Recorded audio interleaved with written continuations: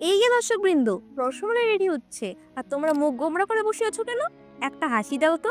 রান্না আমিই করবো, খাওয়া তোমাদের, রসমালাই বানাবো। কিন্তু তোমাকে দেখে মনে হচ্ছে মিষ্টি নয়, আজ আমার কাছে লোন নিতে এসেছো। এই রসমালাইটা একবার খেয়ে দেখো, তোমার ডায়েটও বলবে আজকে বাদ দে, এটা ছাড়িস না।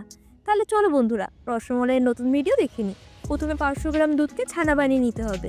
ছানা কাটার জন্য আমি এখানে অর্ধেকটা পাতিলেবুর রস করে রেখেছিলাম আর তার মধ্যে সামান্য একটু জল মিশিয়ে নিয়েছি।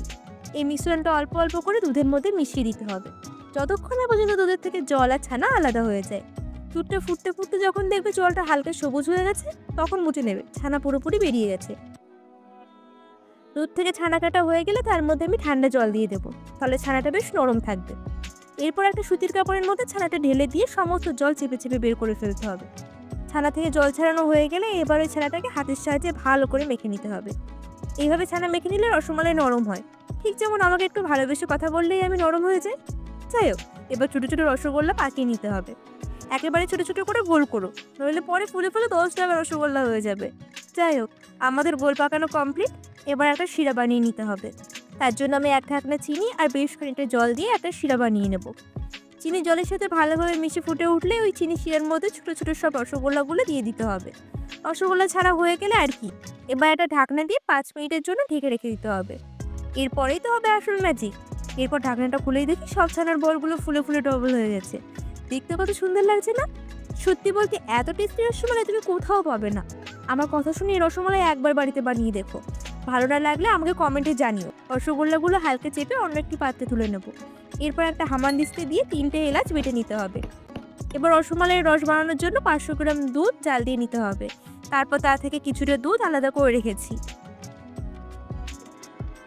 এই দুধের মধ্যে 3 চামচ পাউডার দুধ গুলে নিতে হবে।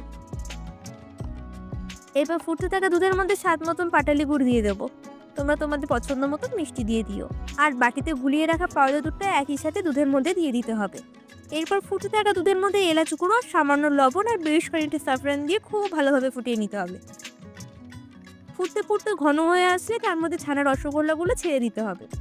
সত্যি বলছি, রেসিপিটা যদি তুমি একবার ট্রাই করো বারবার করতে বাধ্য হবে।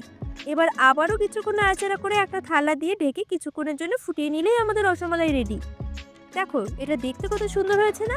এবার আমি নয়, তোমরাই বলো এর টেস্ট কত না সুন্দর হতে পারে।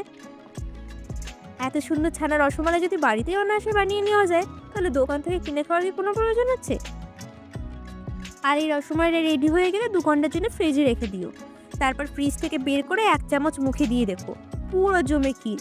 আর হ্যাঁ, রসমালাইয়ের ভিডিও যদি ভালো লেগে থাকে তাহলে লাইক কমেন্ট শেয়ার করে জানিও কিন্তু। দেখা হচ্ছে নেক্সট ভিডিওতে। এখনকার মতন টাটা।